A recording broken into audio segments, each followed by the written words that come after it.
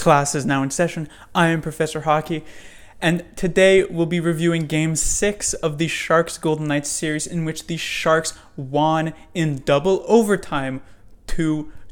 And it feels like forever ago that the first period started for in this game, as both teams now in Game 6, similar in Game 1, were feeling each other out a bit in the first period. For the first time in a while, we did not have a goal in the first 90 seconds of the game, and as the first period is about to expire in what was somewhat evenly played, although maybe a bit more Golden Knights advantage, Logan Couture gets the first goal of this game, which, as continued in this one, every team who has scored the first goal has gone on to win that game, now 6-0 in that scenario, and the Sharks take a 1-0 lead into the first intermission.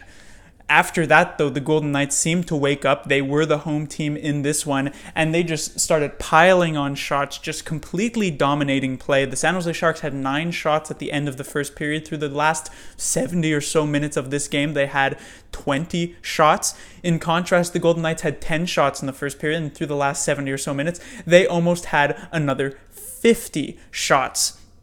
In the second period, the Golden Knights are getting some chances, and eventually it's Jonathan Marchessault with his third of the series, tying it up at 1, and that would be the final goal we would see in regulation, while the Sharks continue to just get completely run around by the Golden Knights in the third period. It is Martin Jones who keeps the Golden Knights off the board long enough for this game to hit overtime.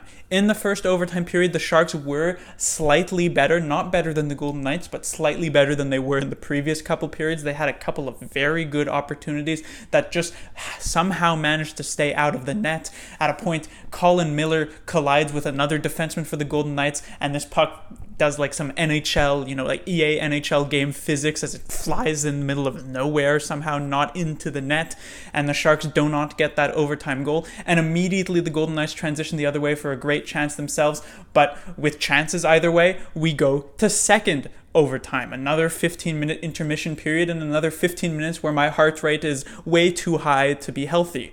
Into the second overtime, and eventually we get a penalty call, which ends up being the first of the overtimes. And it's not necessarily that I have a problem with a penalty being called in overtime, and it's not necessarily that I have a problem with this specific call being a penalty, because it was textbook slashing by Barclay Goodrow on, I believe, Brayden McNabb. What I do have a problem with is how the refs can draw an arbitrary line in the sand and allow so many other plays, but that someone manages to cross this line that we don't even know exists, and they end up with a penalty, because there were a couple of trips on the Sharks players in the first overtime, none called. There were even a couple of infractions on the Golden Knights, a trip and I think even a slash, none called.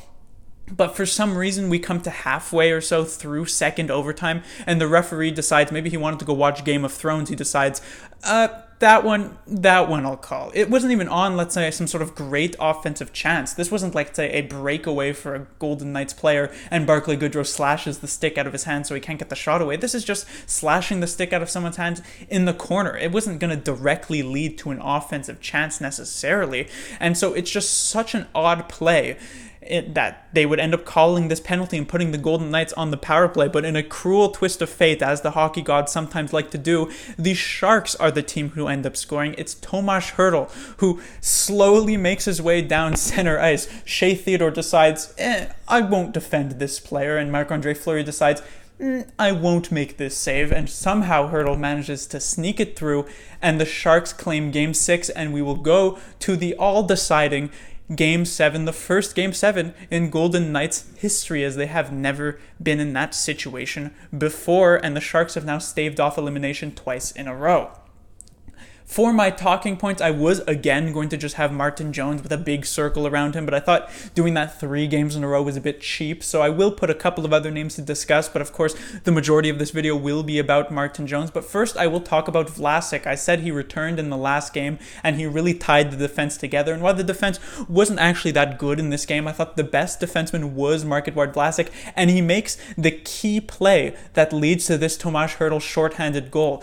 Just a beautiful play to intercept intercept this pass, basically steps up, and I think it was Alex Tuck in the middle in the slot, and he's able to go a long pass here for Tomáš Hertl. Vlasic, definitely their best defenseman of the night. He played a ton of minutes, over 30, because Joakim Ryan, I don't believe, actually had a shift in the third period onwards. Didn't play the third, didn't play the first OT, didn't even play the second OT, which I don't know if that's a good play or not, as he was left with 7 minutes while players like Burns were getting over 40 minutes. But it did technically end up working out here, and Vlasic was a huge part of that. Next is Kevin Labanc, who wasn't necessarily showing up in the first 3 periods, but he had a fantastic first overtime. He seemed like one of the few players on the Sharks who actually had legs, because honestly enough, it seemed at times that a lot of the Sharks players were extremely tired, but a lot of the Golden Knights players seemed to be able to kick into that extra gear, which was weird to say the least, because it's not that the Golden Knights were getting such a lower ice times than some of the Sharks players. Yeah, players like Pavelski were getting a ton, but so were players like Marchessault and Stone, who at the end of the first overtime I think had just about 25 or 26 minutes themselves.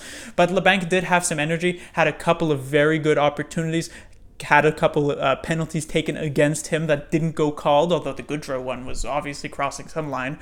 But he does not get the overtime goal, even though he has been a bit of a specialist at that during the regular season, but he looked good, which was nice to see. Next is Timo Meier, who I thought also had a pretty strong game. He was somehow kept off the scoreboard in that first overtime. As I said, that the two Golden Knights defensemen combined to somehow keep that puck out of the net. But Meier had a lot of good chances. He missed the net a few times on those. He did also shoot them into Fleury a couple times as well. So you'd like to see Meier be able to capitalize on those chances more, because that could have been the game before having to go to Hertl's shorthanded goal in second overtime. But still, I thought he was good last game, and I'm happy to say that he was once again good this game. And now finally, onto the main event.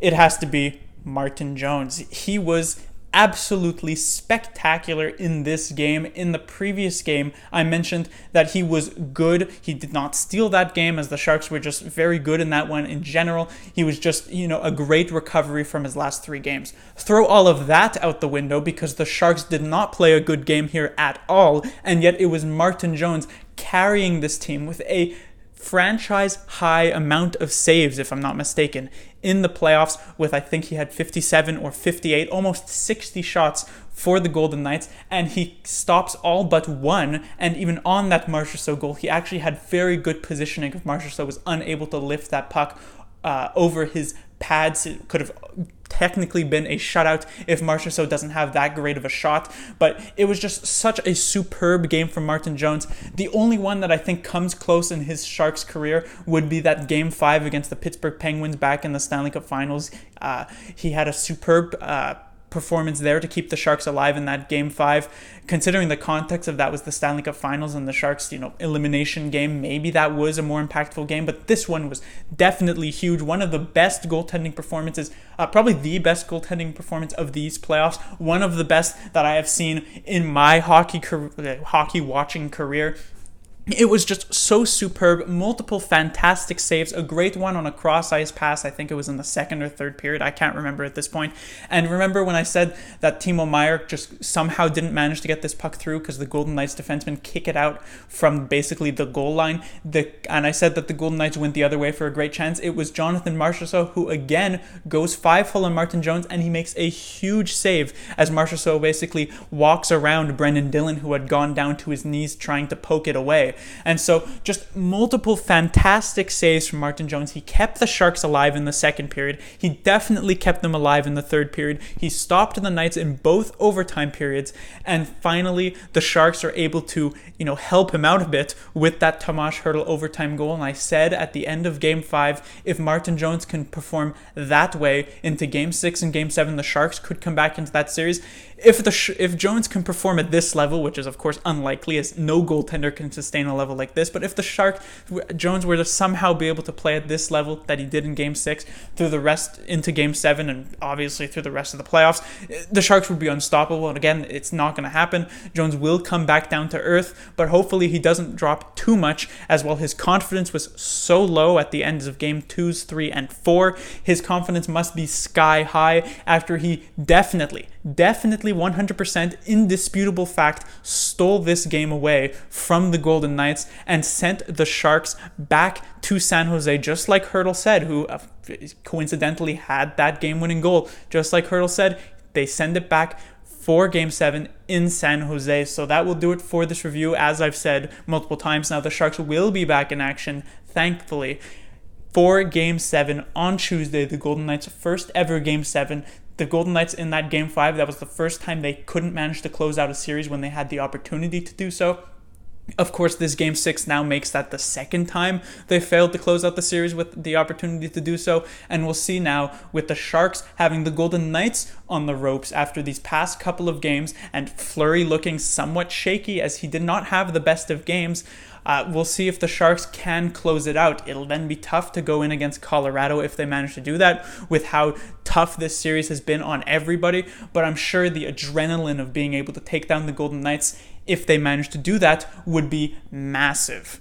Class dismissed.